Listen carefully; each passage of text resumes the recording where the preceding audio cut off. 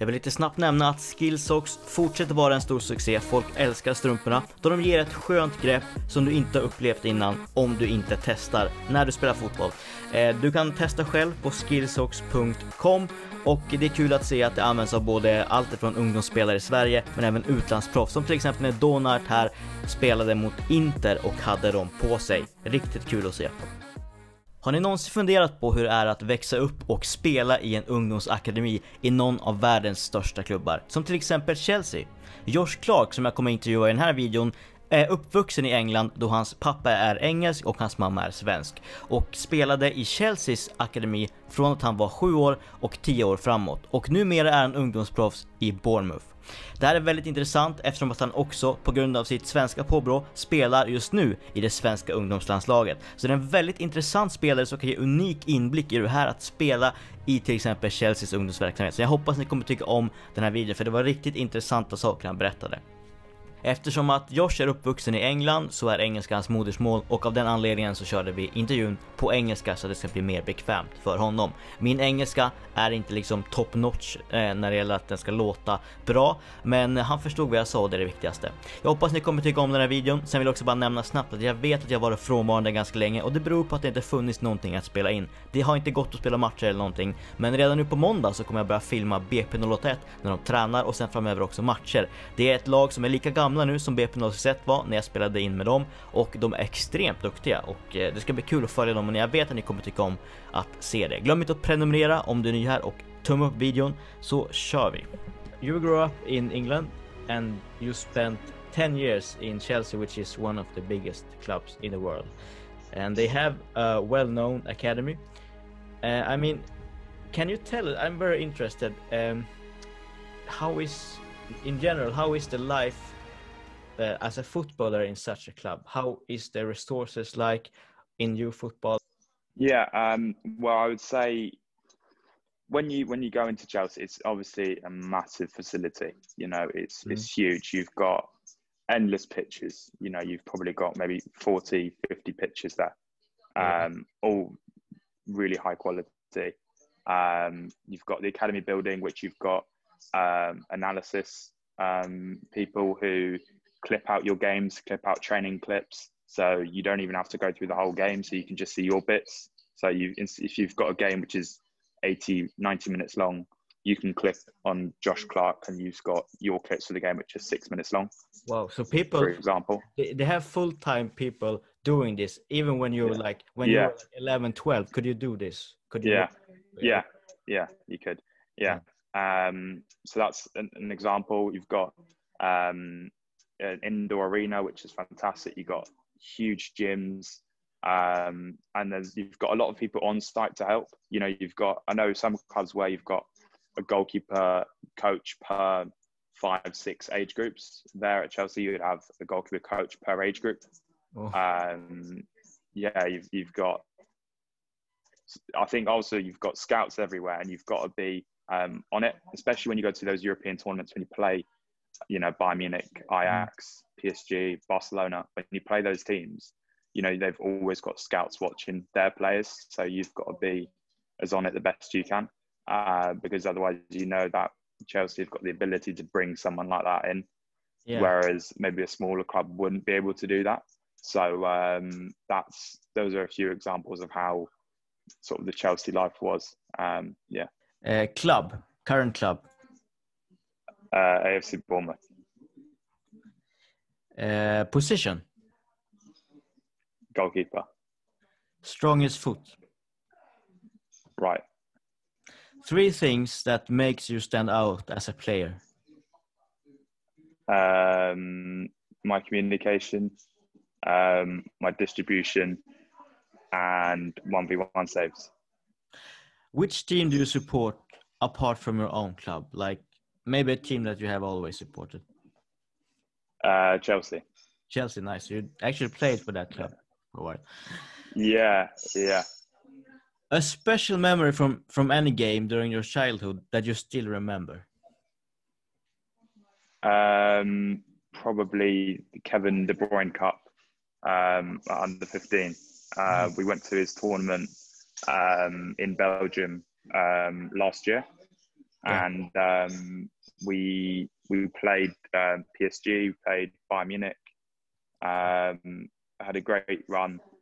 Played Genk in the final when we beat them on penalties. And I was very fortunate to win goalkeeper of the tournament as well. So it was a great tournament. A hidden talent.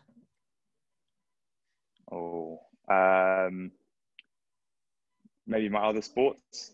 Some people wouldn't think. I would like to play as many sports as I can: rugby, golf, cricket, table tennis. I'm very good at table tennis. Yeah, maybe that. World's best goalkeeper according to you? Edison. In City. Yeah, I think his distribution is amazing. His left foot is fantastic, and that's someone who I probably idolize. So yeah, I'd say him. Cool. Winning the league or winning a cup? Winning the league means more. Yeah, cool. Okay, so now we are done with the quick facts. We have gotten to know you a little bit better, so we will start to get into the interview. So first of all, can you please start by introducing yourself? Who are you? Who are Josh Clarke as a football player and as a human? I'm Josh. I think I'm quite a happy person. I like to be around people. I think I'm quite a confident person. I try to bring a smile to people's faces. So yeah, that's a little bit about me. My football journey probably started when I was 7 years old. It was, do you know Jamie Redknapp? Yeah. I was with his son and Scott Parker's son in the same local team, and basically they saw me playing goal. One day we were just in training. I got put in goal, and I did a pretty good job. And anyway, I got thrown into a game when we were playing Fulham under sevens. Yeah. And I did really, really well, and managed to get a place. An Arsenal scout was there at the time, so he got to see me. I got to go to Arsenal when I was younger. Went to Fulham and then Chelsea. And I, at the time when I was 7 or 8, I had those 3 clubs interested in me and gave me an offer, and eventually chose Chelsea. So that's sort of my beginning of football. Yeah. So how long did you play for Chelsea? Because you recently left for Bournemouth, but how long did you play for Chelsea?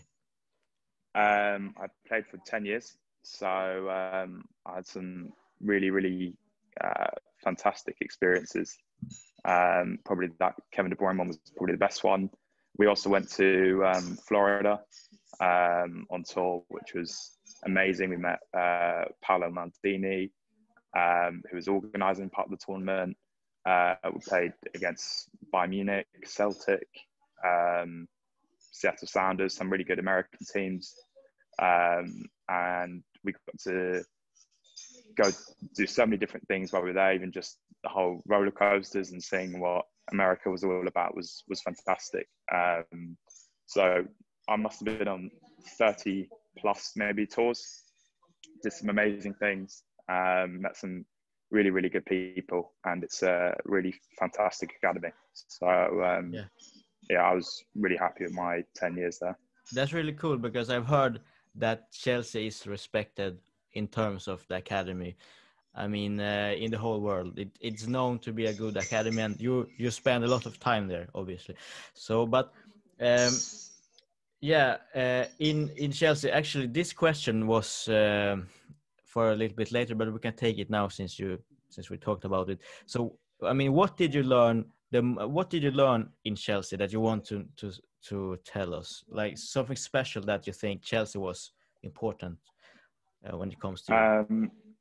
I would say that the first of all, the training that we do is very, very, very good, very intense. You've really got to be on it. So every training session, you have to have good feet. Just be on it every training session. And then I would also say part of that was probably playing under pressure, because we went to so many different tournaments and you got to play when you were 8, 9 years old in front of thousands of people, and you start to learn how to play in front of more pressure crowds.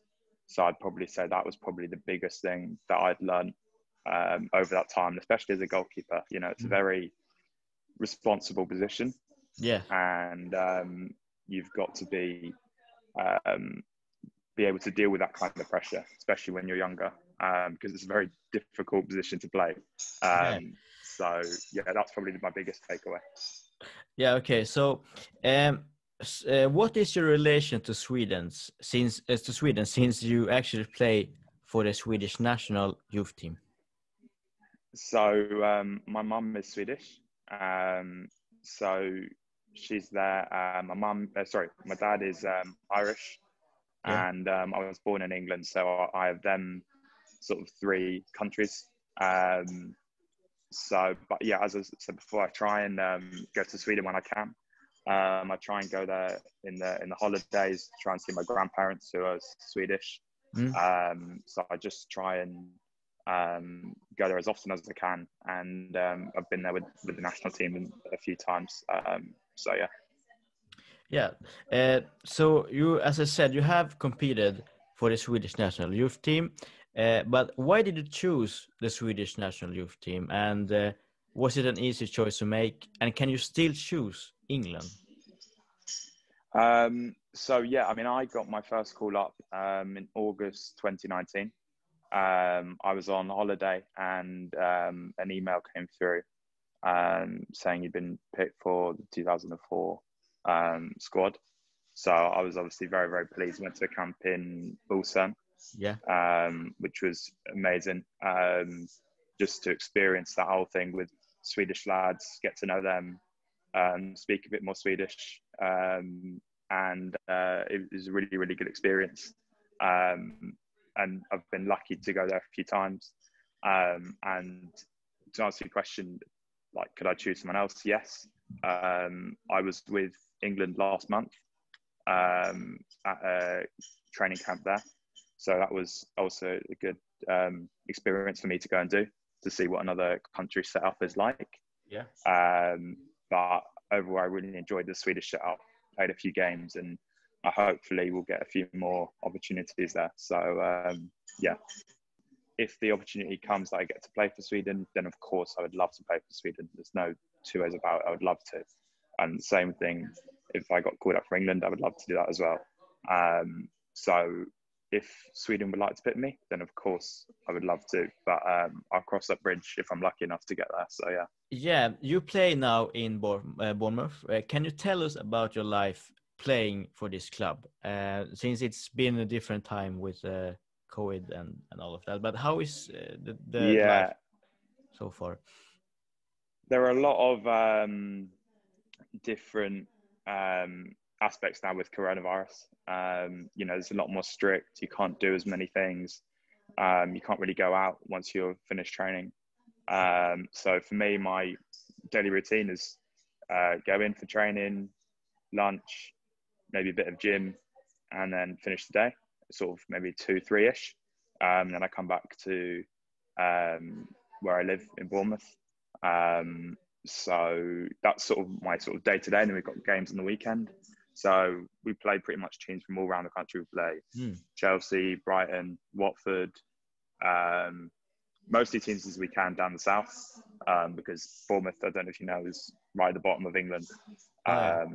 So those are sort of the teams that we play. And yeah, that's sort of my daily sort of routine.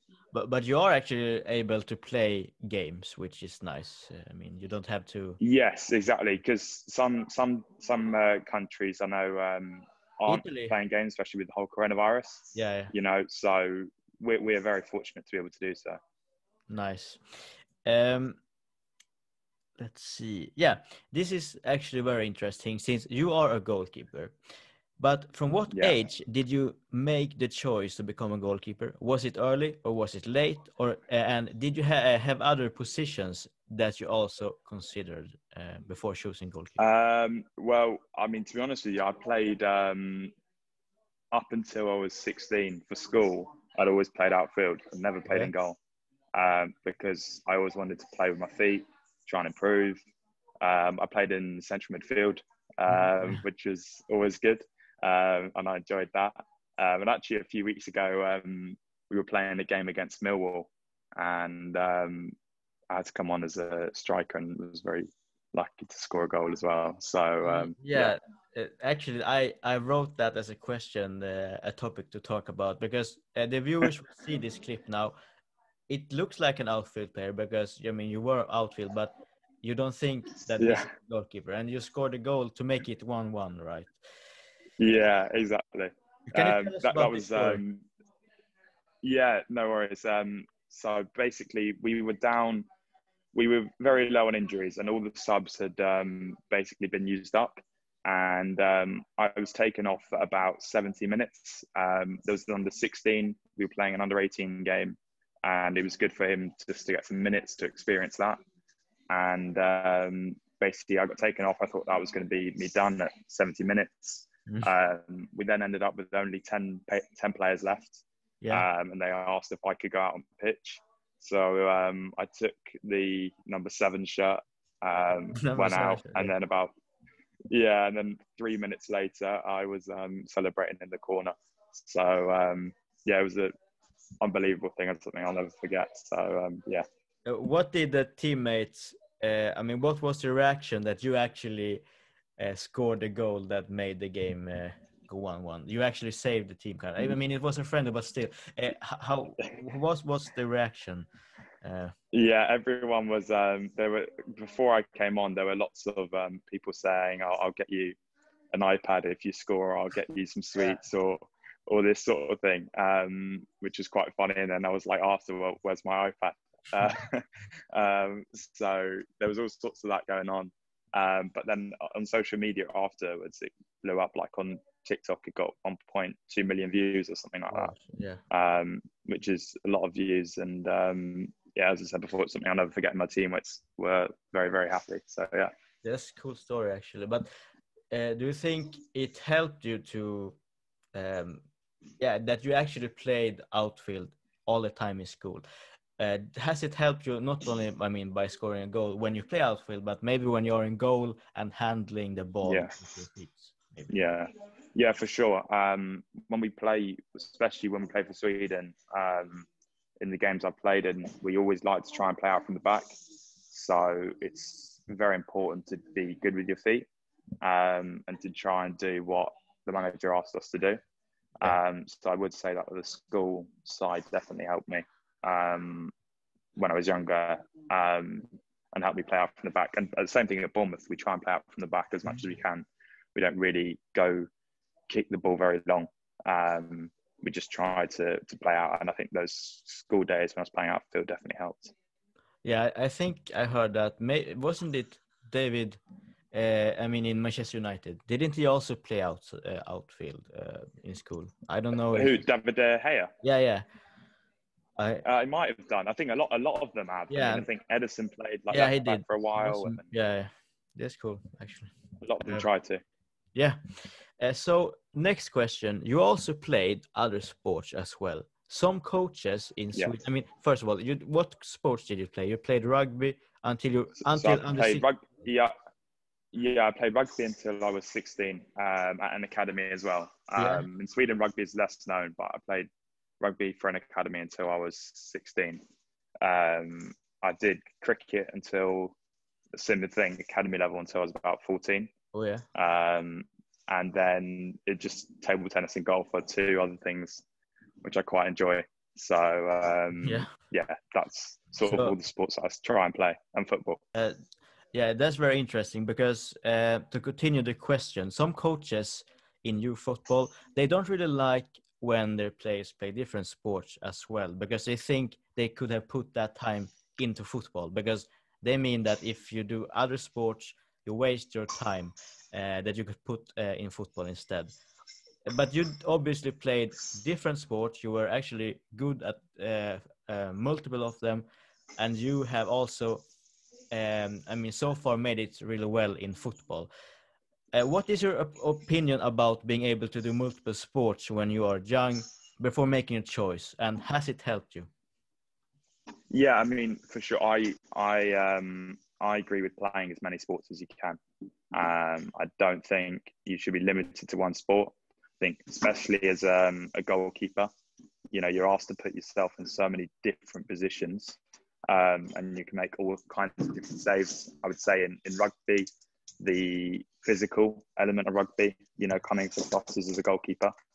And I'd say even cricket and your reactions, you know, you get little nicks in cricket and stuff. So I think for sure, I do think playing as many sports as possible do help you, and in particular as a goalkeeper. So, yeah. Did your coaches, this is also, I mean, very interesting, since you didn't just play for any team, you played for Chelsea when you were younger, I mean, for 10 years. How did they respond to it? Yeah, I mean, they were very open to it. They allowed me, even when there were Chelsea games going on, they said you can go and play for your school team and stuff, because they realised that it was such a good thing for me to go and do.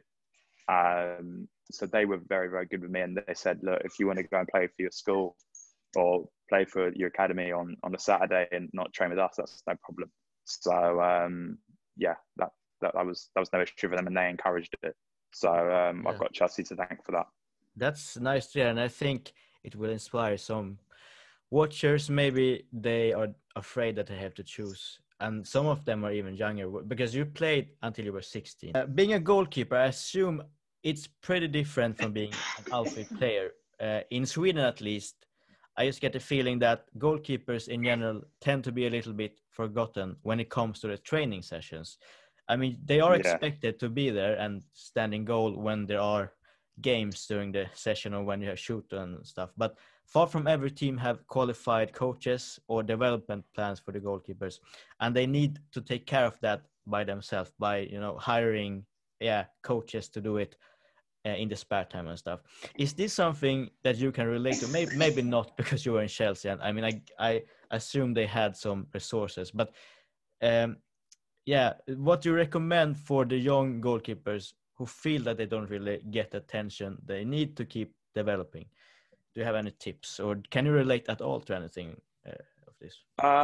Well, in all honesty, because I was at Chelsea from a very young age, I was there since I was maybe 7 years old, 6 years old, whatever it was. And I'd always been looked after by them. And they'd always put specific things, because I think goalkeeper is a very specific position.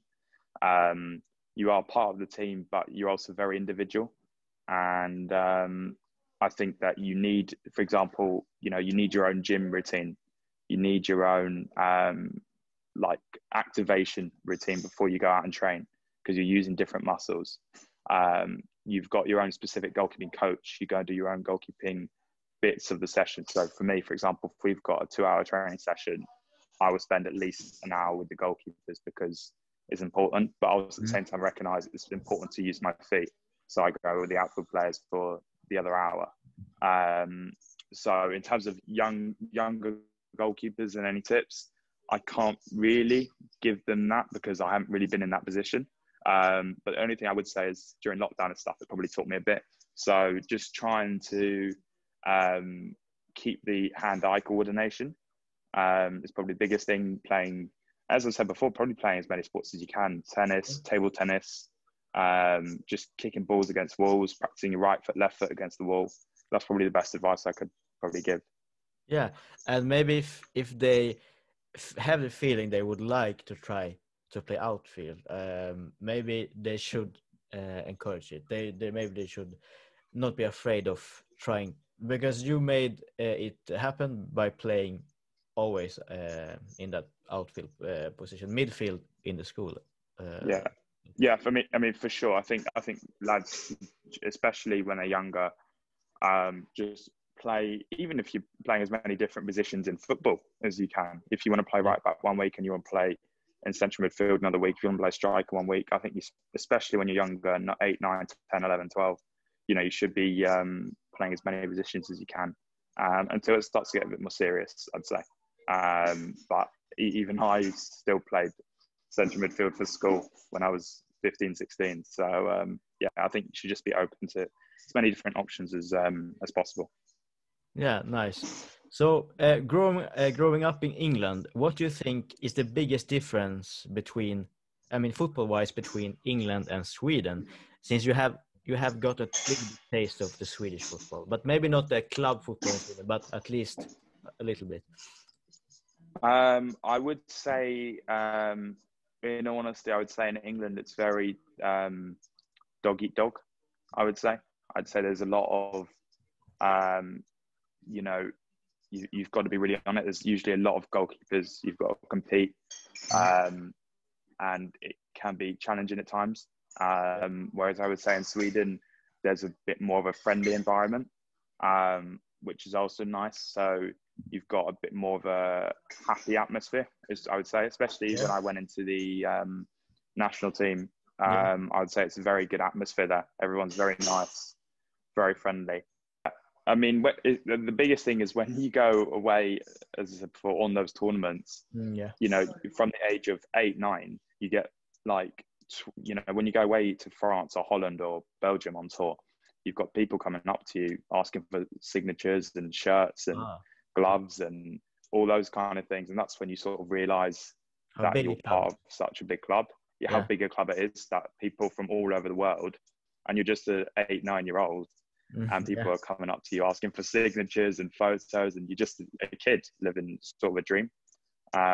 So that's when you start to realize how big Chelsea is, and you have such a responsibility while you're there to behave, and it makes you mature very quickly.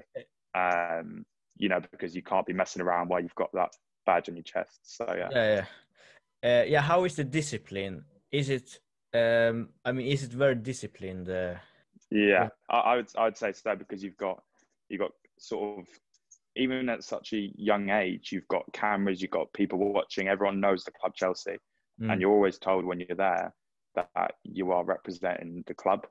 You know, every time you have a Chelsea shirt on, you were always representing the club. So you had to do that in a really good way. And I felt that, especially when you're inside the training ground, that's what they always talked about, because you have such a responsibility when you wear that shirt to do it with, just to do it well. So it's been really interesting to talk to you, since you have such a different story compared to many other in Sweden, and you still kind of have this relation to Sweden, since your mother is Swedish and you play for the Swedish youth team, national youth team. So it's cool.